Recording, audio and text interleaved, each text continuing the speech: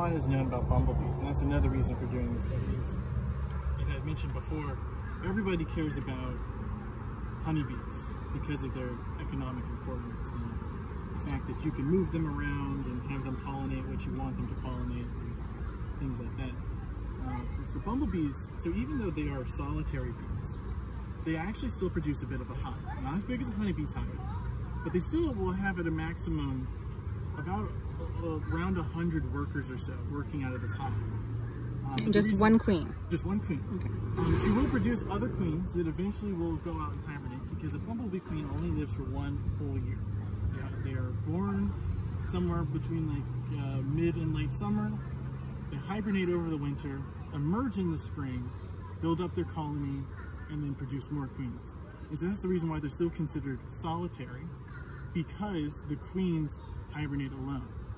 Honeybees are not considered solitary because the queen maintains a healthy hive for her whole life. Winter into the following spring and summer, and then into winter again, she will always have workers around her. But when it comes to bumblebees, they will lose all of their workers come winter. All of their workers? All of their workers. So it's just the queen all by herself in there? So or does she have drones like honeybees? The old queen will actually pass away after 1 year. I believe. It could be different for different species. But, and then she produces new queens that then go off and hibernate. And so if each queen at the end of her life cycle produces 2 or 3 queens, then she has increased the number of bumblebees. And so that's how they naturally produce more hives in their population grows.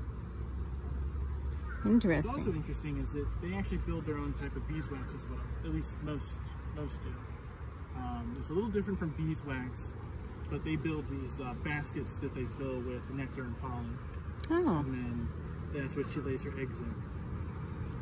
But for the most part, they also kind of keep up the same structure. So you'll have a queen, and then you'll have a lot of workers. And then the young workers will help her in the nest, take care of the young. Whereas as the worker gets older, then they go out and forage. And I believe the virgin queens mate before hibernation, but I'm not certain on that. So do bees only eat nectar throughout their whole lives? Is there any other food source for them? Oh, they actually eat the pollen. They eat the pollen, so pollen and nectar. Yeah, so pollen is your protein and your minerals, like zinc and iron. Whereas nectar is your carbohydrates. And so honeybees, they kind of take this to the extreme and merge both of those together with enzymes that they produce to produce honey. And that's what will last forever. It's a non-perishable. So it's like the ultimate food source. You got your protein, your vitamins, your minerals, and your carbohydrates all in one syrup. But bumblebees, they're, I guess, a bit more picky, and they'll keep it separate. That's interesting. And how many stages do they go through before they're adults? Like, is it just larva, then bee, and that's it? So there is a pupa stage, and I think that's the same for honeybees as well. They go from larva to pupa, and then to adult. And I believe that's it.